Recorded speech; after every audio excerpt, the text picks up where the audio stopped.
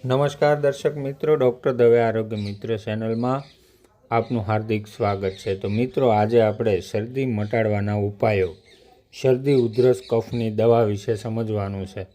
તો મિત્રો, હજી તમે અમારી આ ચેનલમાં નવા છો તો ચેનલને સબસ્ક્રાઈબ કરવાનું ભૂલતા નહીં। વિડીયો ગમે તો લાઇક અને શેર કરવાનું ભૂલતા નહીં।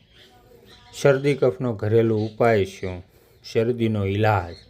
શરદી થાય તો શું કરવું? તો મિત્રો, આ રહ્યા તેના 4 ઉપાય। મિત્રો, નાગરવેલના 2-4 પાન ચાવીને ખાવાથી શરદી મટે છે। ગરમ સણા સૂંઘવાથી શરદી મટે છે। ફુદીનાના રસના ટીપા નાકમાં નાખવાથી સળેખમ એટલે શરદી મટે છે। અને તુલસીના પાનવાળી ચા પીવાથી સળેખમ શરદી મટે છે।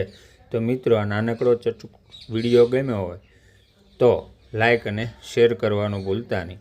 મળીએ હવે પછીના વિડીયોમાં।